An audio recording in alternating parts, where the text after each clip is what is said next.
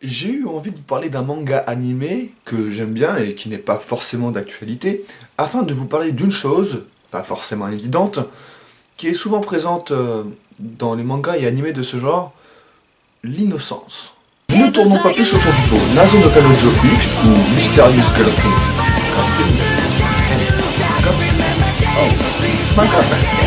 Je saute un peu des étapes, mais le premier épisode sur ce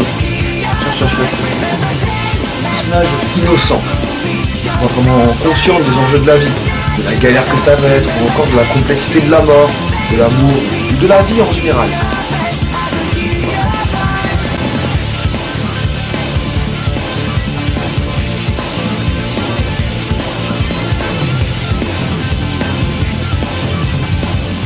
Non, je ne vais pas parler de Dick Grayman. En même temps, vu le titre de la vidéo, hein. Cette blague est périmée.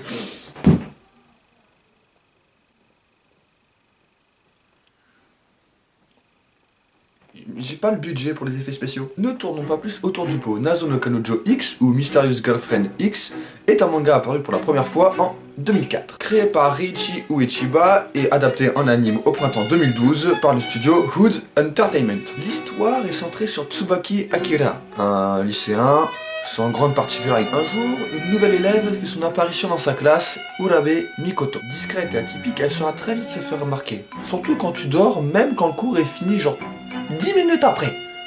Facile. Ah, le bon vieux temps.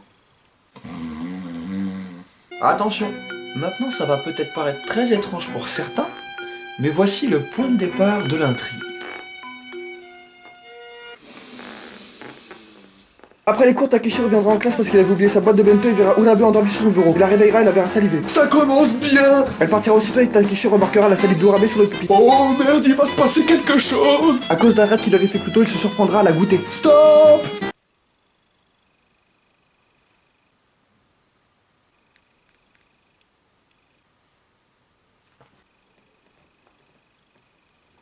Bah quoi? Il la goûte? Eh, à ce jour, on a tous vu un personnage se faire décapiter, se faire arracher une jambe, se faire transpercer le cœur, voire même bouffer vivant. Donc, c'est pas un peu de salive qui va vous choquer. Revoyez vos priorités, les mecs. Et les meufs. Ça peut paraître surprenant au début, mais dégoûtant. Perso, j'ai vu pire. Ouais, mais dans les autres histoires, c'est du fantastique. Mais ici aussi, c'est du fantastique. Tomber malade en avalant la salive d'un autre. Bon, ça peut arriver. Ouais, pendant un French kiss. Mais guérir en ingérant la même salive... Pardon, comme je l'ai dit, Akira va tomber malade suite à l'ingurgitation de la salive d'Urabe. Cette dernière, bien mystérieuse, va deviner son geste, lui rendre visite et le guérir en lui redonnant de la salive, parce qu'il en était devenu accro dès la première bouchée. Je saute un peu des étapes, mais le premier épisode se conclura par le début de leur relation de couple liée par la salive. Alors, je ne suis pas ici pour faire une critique du manga, je veux parler d'innocence. Beaucoup de mangas créent des personnages innocents, qui ne sont pas vraiment conscients des enjeux de la vie, de la galère que ça va être, ou encore de la complexité de la mort, de l'amour ou de la vie en général. Pas, mais je n'ai pas vu beaucoup de mangas qui soient innocents, autant dans leurs personnages, leur mise en scène, leur histoire ou leur image. Nazo no Kanojo X détient cette innocence. Peux oublier le X. Hein? Ah, bonne idée la truie. Non, c'est autrui. Autrui. Autrui.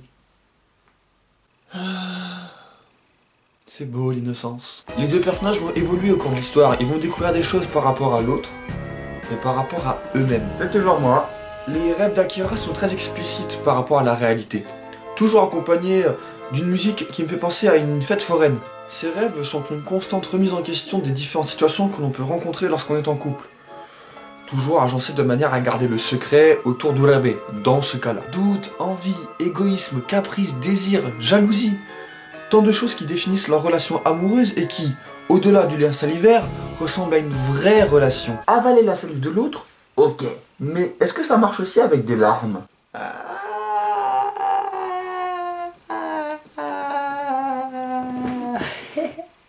Nazo no Kanojo est un manga qui m'a touché, qui m'a fait rire, qui m'a montré une autre façon de voir une relation.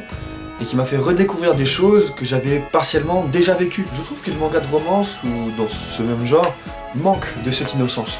On peut en voir, mais je trouve qu'elle est mal utilisée, toujours pour faire rire. Leur innocence manque de sérieux. Attention, je ne dis pas que c'est nécessaire. Uzumaki, comme j'ai déjà pu en parler, possède cette innocence due à la complexité de l'intrigue, alors que l'histoire est en grande partie ironique, voire cynique.